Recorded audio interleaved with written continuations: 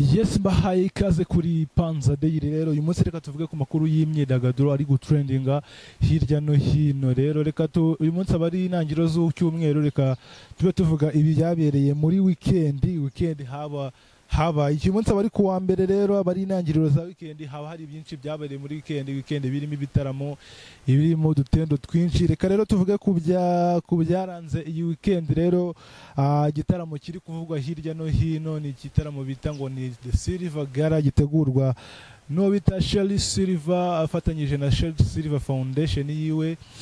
Iki gitaramo rero kikaba cyarabaye ku itariki ya mbere z'uku kwezi kwa 11 ubwo byari kuwa gatandatu. Kikaba ari igitaramo rero cyitabiriyemo n'ingeri zose, navuga ngo zo mu muziki. Hari yitabiriwe n'abayobozi b'umuziki, abahanzi, abafite community bose muri muzika. Rero akaba ari igitaramo cyari kirimo ibyishimo ku bantu babashije kucyitabira, kuko hagaragaye ibyishimo byinshi.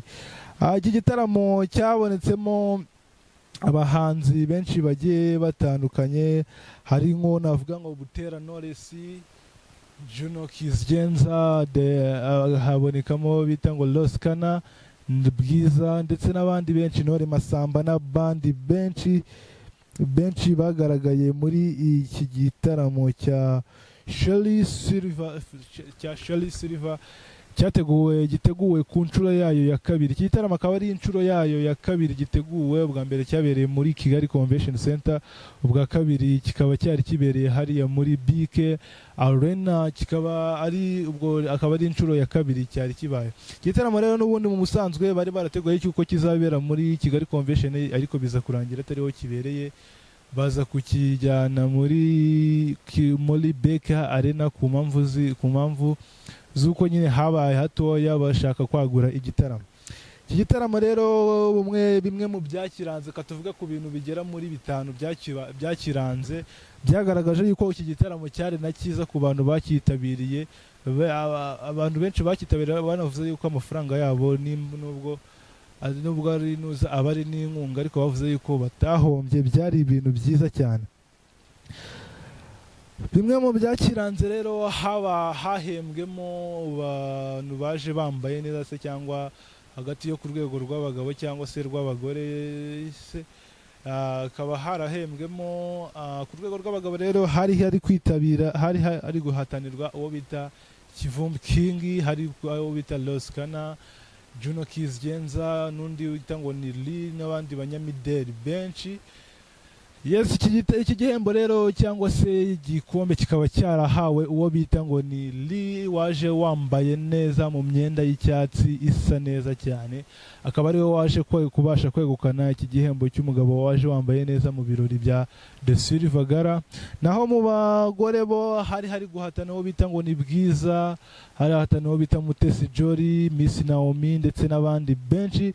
Abona yuko cyari igitaramo cyari cyitabiriwe n'ingeri zose zaje, abantu bose bari bambaye neza kabisa, bari mu Rwanda bari bameze neza cyane. Iki gihembo rero cyo mu bagore bari bambaye neza cyegukanwe n'umuhanzi Bwiza, waje wambaye mu myenda y'icyatsi, modeli nziza cyane.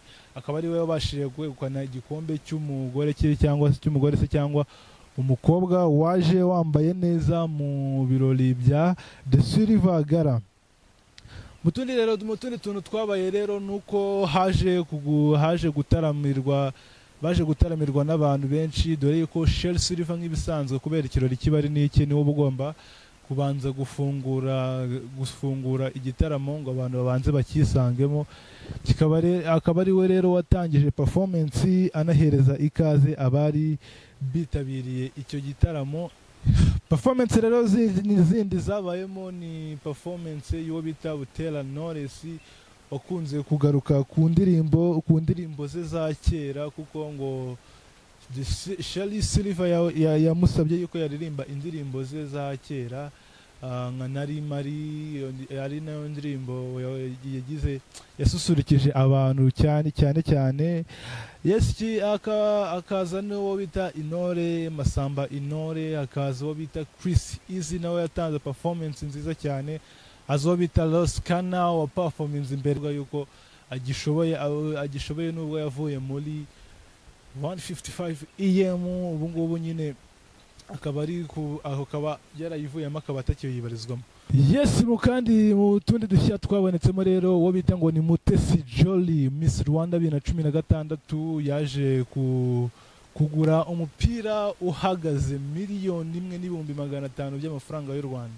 Uyu ni umupira rero wa Paris Saint-Germain, umupira wa Paris Saint-Germain, ariko impamvu wari uri kuri icyo giciro uyu mupira wa Paris Saint-Germain rero wari warasinywaho n'abakinnyi bose b'ikipe ya Paris Saint-Germain. Iyi ikaba ari navuga ngo ni nka cyamunara yabereye muri iki kirori, aho yaje kugura $1,000 asize uwari watanze amadolari 700, ubwo aza kumusigaho amadolari 300, aza kwegukana uwo mupira ku madolari 1,000. Kuri ubu ngubu akaba ahagaze miliyoni 1,450,000 cy'amafaranga y'u Rwanda. Yaguze umupira wonyine. Uyu ni Mutesi Jolly rero umaze n'iminsi avugwa neza, asa nk'umugore wijeje tafaranga. Mu minsi ishize yanagize aheruka kwitabira album ya Platini ndetse na Neri Ngabo muri bise ngo ni Equivalium, ayigura miliyoni 10 z'amafaranga y'u Rwanda. Album yabo byaje no gutangaza bari bitabiriye iryo murikwa rya album. Nyuma yaho aza kumurika inzu yiwe, inzu nshyashya yari yujuje, nubwo nyine baje kuvuga yuko nyine bitari ibyo neza, ariko yaje kugaragara ari kumurika inzu nshyashya yari ari gufungura. Aza no kugaragara agaragaza imodoka ya Mercedes Benz G-Wagon ihagaze miliyoni 400, hafi 350, hafi 400 z'amafaranga y'u Rwanda yagaragaje. Ubona yuko ni umugore uhagaze neza mu kintu bita ikofi, Ibindi rero nuko kuri X ya Nduhungirehe Olivier, Minisitiri w'Ububanyi n'Amahanga, yagaragaje post rero ari kuvuga kuri Shirley Silver, ubwo yavuze ati ngo ni ipostinze ifoto yiwe ku rubuga rwe rwa X yandika ngo Silver Gala for a Golden Ladies. Yes, akaba ari ijambo nyine ryumvikanye neza, nyine umugore w'inuze, umugore wa zahabu. Yes, akaba ari ayo makuru yo muri The Silver Gala, akaba ariho tuyasoreje.